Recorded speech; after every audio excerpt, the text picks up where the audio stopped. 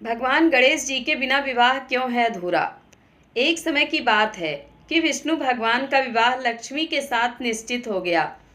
विवाह की तैयारी होने लगी। सभी देवताओं को निमंत्रण भेजे गए, परंतु गणेश जी को निमंत्रण नहीं दिया। कारण जो भी रहा हो, अब भगवान विष्णु की बारात जाने का समय आ गया।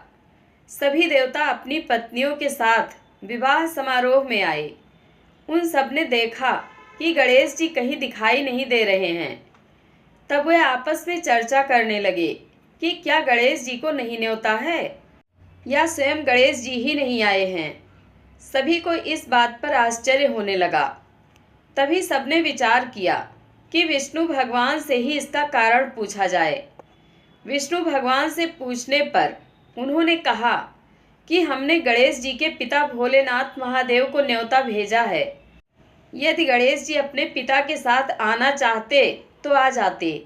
अलग से न्योता देने की कोई आवश्यकता भी नहीं थी।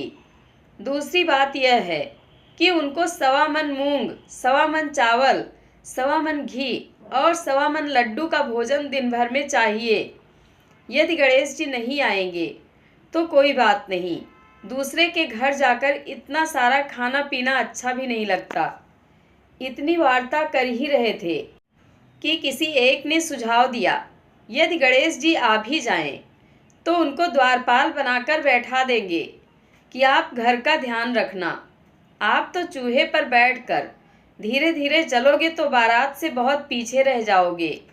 यह सुझाव भी सबको पसंद आ गया, तो विष्णु भगवान ने भी अपनी सहमति दे दी। होना क्या था कि इतने में गणेश जी वहां आ पहुँचे और उन्हें समझा बुझाकर घर की रखवाली करने बिठा दिया। बारात चल दी। तब नारद जी ने देखा कि गणेश जी तो दरवाजे पर ही बैठे हुए हैं, तो वह गणेश जी के पास गए और रुकने का कारण पूछा। गणेश जी कहने लगे कि विष्णु भगवान ने मेरा बहुत अपमान किया है। नारद जी ने कहा कि आप अपनी मूषक सेना को आगे भेज दें तो वह रास्ता खोद देगी, जिससे इनके वाहन धरती में धंस जाएंगे। तब आपको सम्मान पूर्वक बुलाना पड़ेगा। अब तो गणेश जी ने अपनी मूषक सेना जल्दी से आगे भेज दी और सेना ने जमीन पोली कर दी। जब बारात वहां से निकली तो रथों के पहिए धरती में धंस गए। लाख कोशिश करें परंतु पहिए नहीं निकले।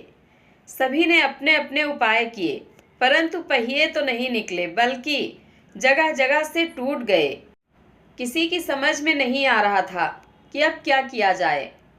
तब तो नारद जी ने कहा, आप लोगों ने गणेश जी का अपमान करके अच्छा नहीं किया।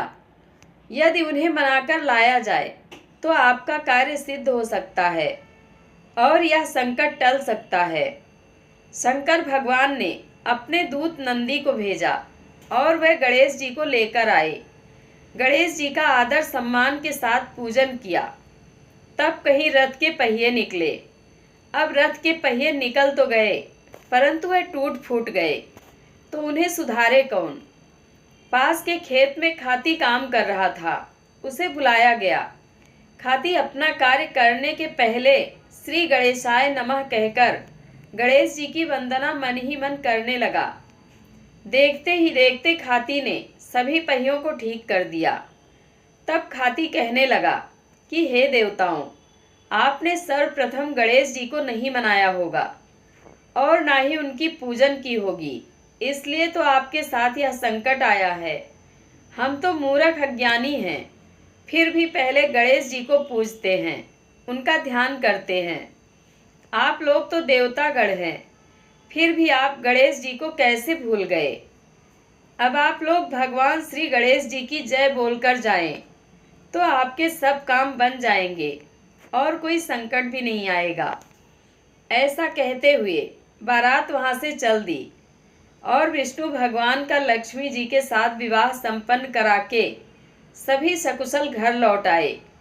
गणेश जी, जैसे आपने विष्णु जी के काम सिद्ध किए हैं, ऐसे सबके करना। जय श्री गणेश।